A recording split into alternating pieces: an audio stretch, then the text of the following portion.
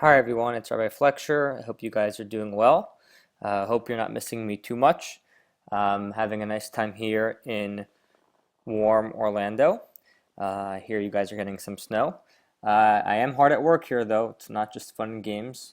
A lot of interesting conferences, and hopefully I'll come back with having learned some great tools to share with you and use in the classroom. Today we're going to be learning the Gemara on Yud Gimel Amud Aleph on the fourth line from over here, Amar Rafram. That's where we're up to. I apologize for not giving you as fancy of a screencast as I usually do, but what I did was I gave you a very detailed outline. So if you use the outline while following along with this screencast, with this recording, you should have an easy time.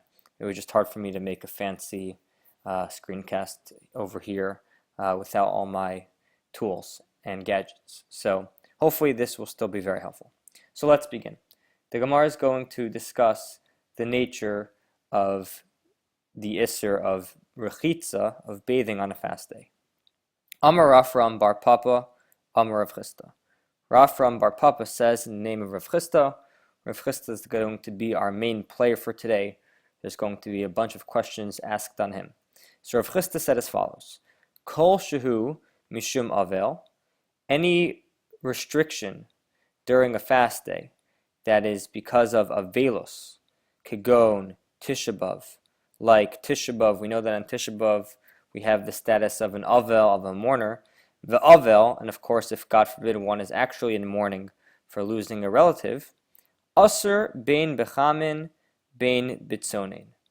The Isser of Rechitza, the prohibition to wash yourself, applies both for hot water and even for cold water. You cannot wash yourself not with cold water, not with hot water either. Kol shehu mishum tanug. But, however, when we have restrictions of Rechitza just because of enjoyment, which we discussed about, could go in Taanis tzibur, like by Taanis tzibur, which is what our Gemara has been dealing with, bechamin asur, bitzonin mutter. Then it is only prohibited to use hot water. However, to wash your body with cold water would be permitted. The Gemara is now going to bring a proof for this statement of Rav Chisda. Amar Rav Idi bar Avin. Rav Idi bar Avin teaches, Af anan nami taninan. This can be found from what we learned in our Mishnah. V'nolin es hamarchatzos. Our Mishnah had stated that we lock the bathhouses. What Rav Idi bar Avin is saying is that in the times here of the Mishnah and the Gemara, the marchatzos, the bathhouses, were specifically used for hot water. The fact that the Mishnah specifies now that we are locking the marchatzos is telling you that we can only not use hot water on a fast day, but we can bathe ourselves with cold water. However, Abaye is going to try to reject this proof. Abaye says, Amar le Abaye, Ve'i bitzonan asur.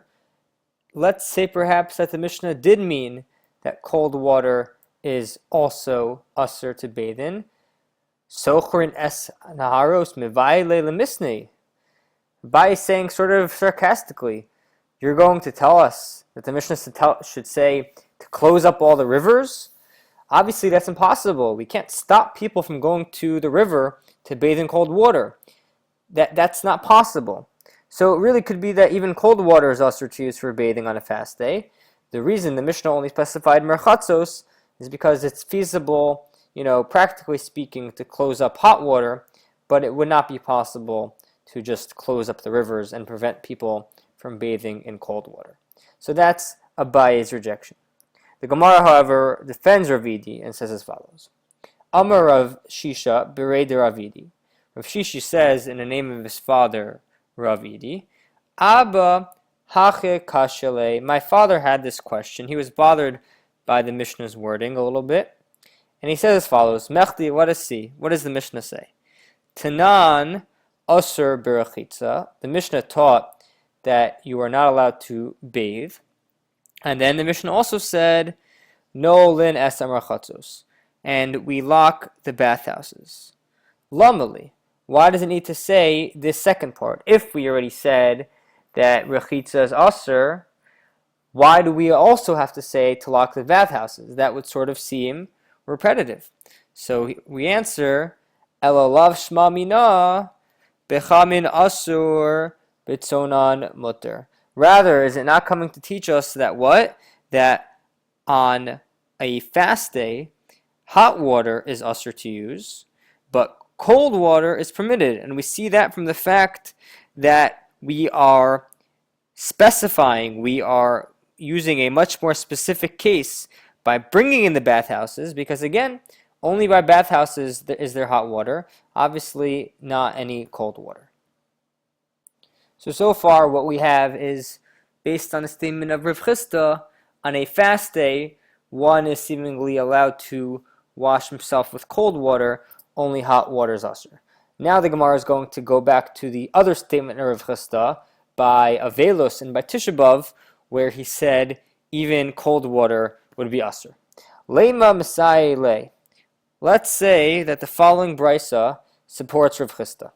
Kol chayve tfilos. Anyone who is chayiv in tefillah, meaning a person who has to go to the mikvah at a specific time, he or she is due to go to the mikvah.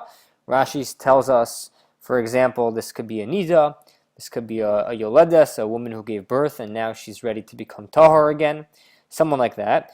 Tovlin kedarchan. She goes to the mikvah kedarchan. Bein b'Tisha B'Av, bein b'Yom HaKippur. And she goes to the mikvah whether or not it happens to be that her mikvah day is on Tisha B'Av or Yom Kippur, even though those would be days where we usually do not allow one to wash him or herself, since it is the right time, it is the zman to go to the mikvah, she would do so. She would not push it off. So the Gemara asks, b'mai, meaning with what type of water is this talking about? Is this talking about being tovel in the mikvah with hot water or cold water? We know Rav Chisda said that really you can't use even cold water on Tisha B'Av. So the Gemara says, ilema bechamin, if you want to say this is hot water, tefillah bechamin mi'ika. Is there really such thing as tefillah with hot water? What does that mean? So the Gemara explains, she'uvin ninhu. Because in order to have a kosher mikvah, the water cannot be what's called she'uvin, meaning it cannot be drawn out from a vessel.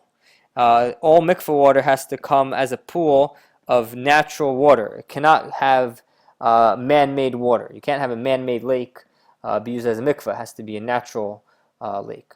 So to here, obviously the only way to have hot water is to have water that's she'uvin. You had water over the fire, and you physically drew the water, you put it over the fire in a pot, and now you're pouring it into the mikvah. So that would make the mikvah puzzle. Obviously nowadays the way we have warm mikvahs is much different. It's much more sophisticated. You could not just draw the hot water from the hot stove. That would not work. So obviously the Gemara is saying elalav bitzonin. Obviously it's talking about cold water. V'chayve tfilos in, and those who are chayiv to go to the mikvah at that time can do so with cold water. Inish achrina lo. But anybody else, any random person who just feels like taking a dip, it's a hot Tisha B'Av and he just wants to take a dip in the mikvah or in any other water, he cannot do so. So this supports Rav Chisda, again, because Rav Chisda said, really, no one is allowed to use even cold water on Tisha B'Av, or if he or she is a mourner. However, as an exception, if the person has to go for the reason of tefillah, if there's a mitzvah of tefillah to go bisman at the right time, only in that case. But generally speaking, no one can use even cold water on Tisha B'Av or on a day of mourning. The Gemara is now going to ask a question on Rav Chisda. Amar Rav Chana bar Katina. Rav Chana bar Katina says, Lo nitzrecha ella lachame teveria. The brisa, which mentioned that someone who has to do a tefillah in the mikvah can do so on Tisha B'Av or on Yom Kippur, this is only brought down because of the special case of Chame Tiveria. What's Chame Tiveria? Chame Tiveria is a hot spring. It is a natural water source. However, it actually is hot.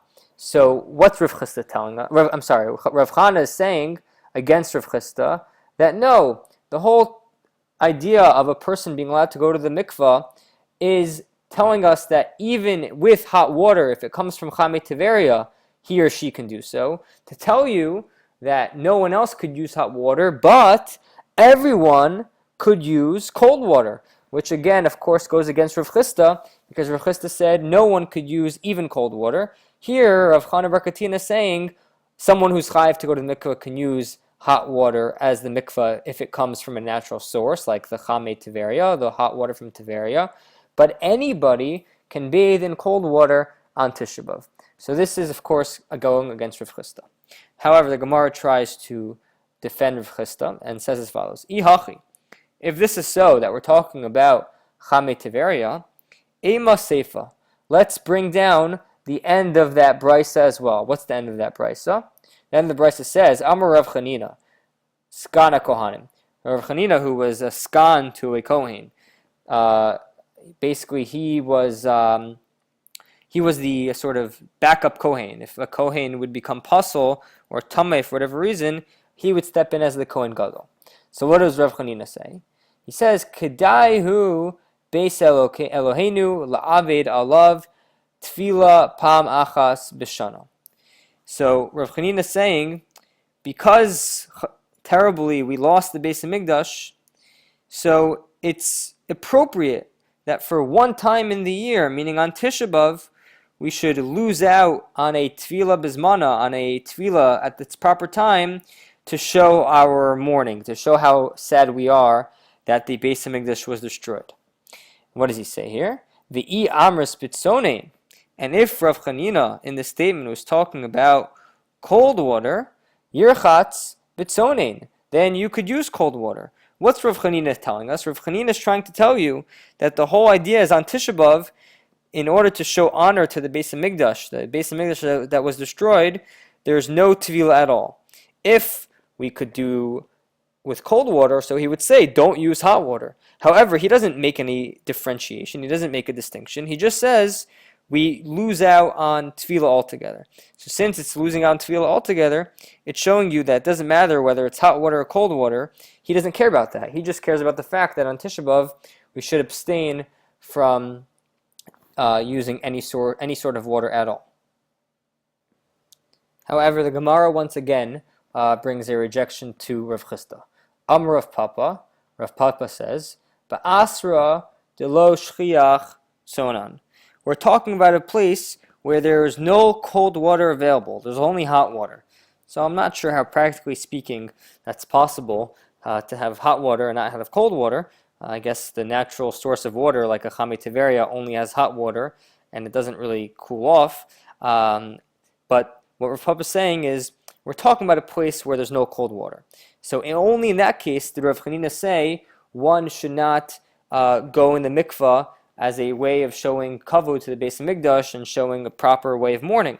However, the Tanakama in the Brisa clearly is saying that a person who has to do a tefillah can do so even in this case, because there is no cold water available. There's no other option, so you could do it even in the hot water. However, what are we implying? Once again, what we're implying is this is always talking about hot water that we are questioning. But for cold water, everyone would agree, even Rav Chanina would agree, that you can use cold water on Tisha B'Av, because that's not the same sort of disrespect of a sign of mourning as it is to use hot water on Tisha B'Av as a sign of mourning for the Beis Hamikdash. So it seems that we reject the opinion of Rav Chisda, who said that we can't use any water to bathe, even cold water, and we seem to be saying that we could use cold water during a mourning or during Tisha B'Av, but we could not use hot water.